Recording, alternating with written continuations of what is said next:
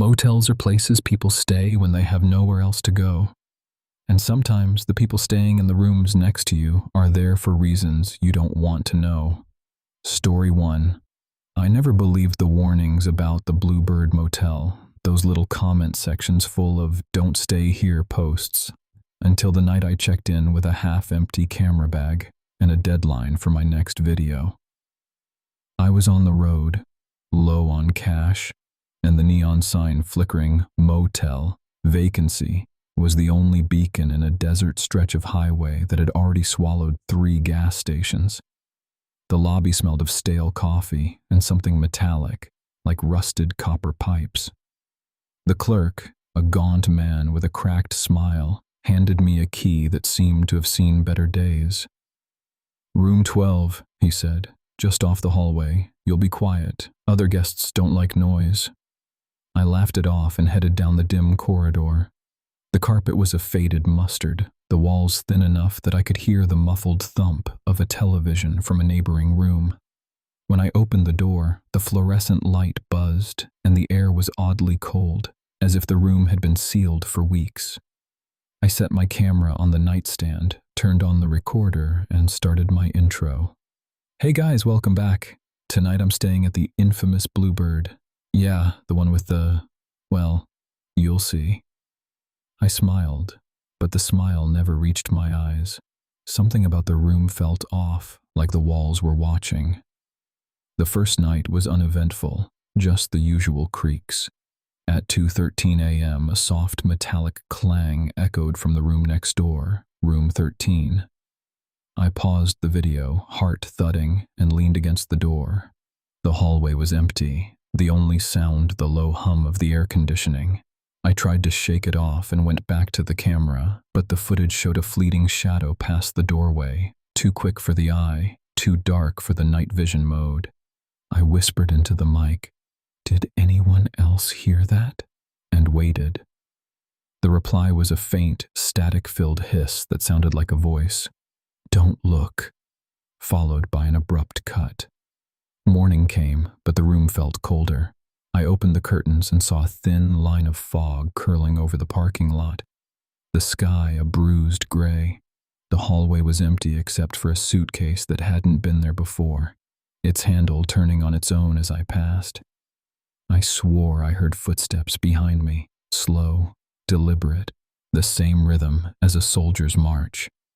I spun around. No one. The camera's battery indicator blinked red, the battery dead.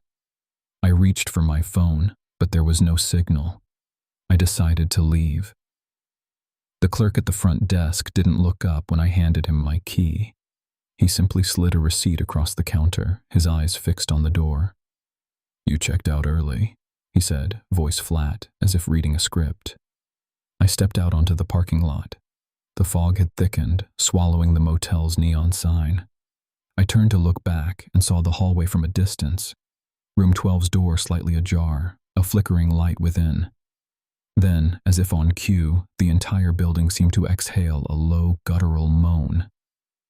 The sound rose to a crescendo, like 1,000 whispers overlapping. I never posted that video. The camera never recorded past 2:13 a.m., and the footage I did capture is still on my hard drive, corrupted and looping the same shadow, the same hiss. I quit making horror videos after that night. If you ever find yourself driving down a lonely highway and see a neon sign that says "Motel, Vacancy," turn around. The Bluebird isn't just a story. It's a warning you can't afford to ignore. Story 2. The neon "Vacancy" sign flickered above the cracked facade of the Oak Ridge Motel like a dying heartbeat, and I could already feel the camera's tiny sensor tremble in my hand. "Hey guys," I whispered into the lens. "Tonight I'm staying at a place that's been the subject of a dozen Reddit threads. If you've ever wondered what it's like to spend the night in a motel that locals call the Eyes, stick around." I pressed record, and the static hum of the cheap hallway lights filled the frame. The lobby smelled of stale coffee and something sour, like a sink that hadn't been drained in weeks. The clerk, an old man with a crooked smile and a name tag that read Marty, handed me a key without a word. "Room 7, he said, sliding the thin metal card across the cracked wooden counter. "Don't mind the noises. Old building, you know how it is." I could see a flicker of something in his eye, something that made my skin crawl, but I laughed it off. The camera was still rolling. Room 7 was a box of peeling wallpaper, a sagging bed, and a single dim bulb that buzzed like a trapped insect. I set my backpack down, tried the light switch, and the bulb sputtered before dying. I pulled out my phone flashlight and aimed it toward the window.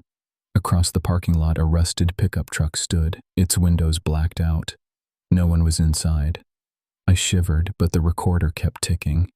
It was about midnight when the first sound came, a soft, dragging scrape from the room next door. 8. I froze, listening. The hallway was empty, the fluorescent lights humming above. Another scrape, this time a low, guttural moan, echoed from the same direction. I told myself it was an old pipe, the kind that settles in an aging motel.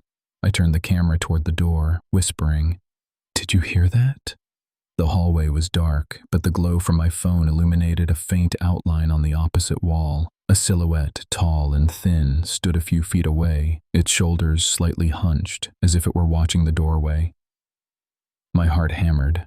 I could hear the thudding of my own pulse over the recorder's mic. I pointed the camera at the figure, but when I played back the footage later, after I'd managed to flee, I saw only empty hallway and my own shaky hands. I tried to sleep, pulling the thin blanket over my knees. The air grew colder, and the thin walls seemed to pulse. At 2:17 a.m., a sudden sharp knock rattled the thin metal door of my room. I sat up, the camera's red light flashing in the dark. "Who's there?" I called, voice cracking. No answer, just a muffled thud followed by the unmistakable sound of someone, something, turning the knob and sliding the door open a fraction. A pair of eyes stared back at me from the darkness, yellowed like old photographs. They weren't human. They were too wide, too still. The figure stepped forward, and I could see that its skin was pale, almost translucent, as if the night itself had taken shape. I fumbled for the lamp on the nightstand, but the bulb exploded with a pop, shattering the glass and plunging the room into a suffocating black. I heard footsteps, slow, deliberate, moving around the tiny room, the sound of a hand brushing against the wall. Then the door swung shut with a metallic clang. I ran to the window, threw the curtain aside, and peered out. The pickup truck was gone. The parking lot was empty, but the fog that was creeping in from the woods outside seemed to settle right on the motel's porch, wrapping the building like a shroud. The next morning I checked out. Marty handed me a fresh key for a different room, room 12, and said, "You're not the first one to leave early." He didn't look at me. The hallway was silent, except for the distant, rhythmic thudding that seemed to come from the walls themselves. As I walked to my car, I heard the familiar scrape of something dragging across the floor, but it was coming from inside the motel, from a room I'd never entered. When I uploaded the footage, the comments poured in, people asking, "Did you see the figure? What was that sound?" I paused the video at 2:17 a.m., zoomed in on the dark hallway, and for a split second a silhouette flickered across the screen, just as I had felt it. The timestamp read 2:17:03. Below it, a new comment appeared as if typed in real time. "We see you." I deleted the video, but the file remains on my phone, buried deep in the deleted folder. Sometimes when I'm alone, I still hear that dragging scrape in the night, and I know the motel's eyes are still watching,